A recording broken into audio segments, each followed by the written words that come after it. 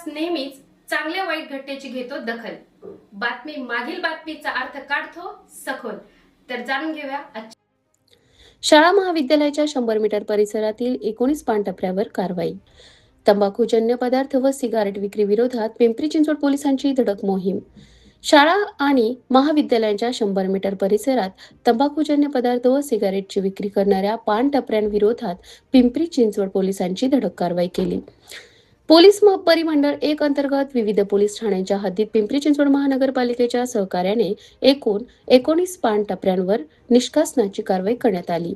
Pimpri Chinchwad police आयुक्तालयाच्या हद्दीतील शाळा व महाविद्यालयांच्या परिसरात तंबाखूजन्य पदार्थ आणि सिगारेटची विक्री करणाऱ्या टपऱ्यांवर कारवाई करण्याचे आदेश पोलीस आयुक्त विनयकुमार चौबे, पोलीस सहआयुक्त शशिकांत महावरकर, अप्पर पोलीस आयुक्त गुणी सारंग आव्हाड असेच अप्पर पोलीस आयुक्त प्रादेशिक विभाग बसवराज तेली यांनी दिली होती.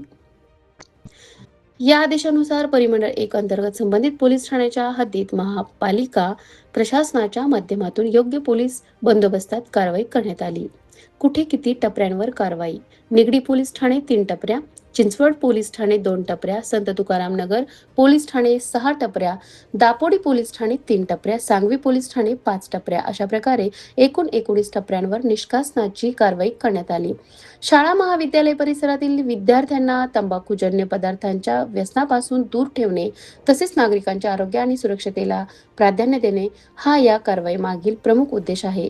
कायदा व सुव्यवस्था अबाधित ठेवण्यासाठी अशा प्रकारची कारवाई यापुढे प्रभावीपणे सुरू राहणार असल्याचे पोलिसांनी स्पष्ट केले.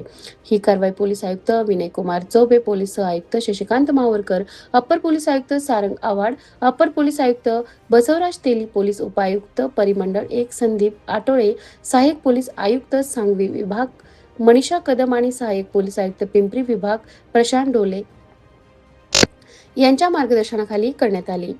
निगडीचे वरिष्ठ पोलीस निरीक्षक महेश बनसोडे, चिंचवडचे वरिष्ठ पोलीस निरीक्षक दत्तात्रय चासकर, संत तुकाराम नगरचे वरिष्ठ पोलीस निरीक्षक सुहास आव्हाड, दापोडीचे वरिष्ठ पोलीस निरीक्षक गोरख कुंभार, सांगवीचे वरिष्ठ पोलीस निरीक्षक जितेंद्र कोळी तसेच संबंधित पोलीस ठाण्यातील अधिकारी व अंमलदारांनी कारवाईत सहभाग घेतला.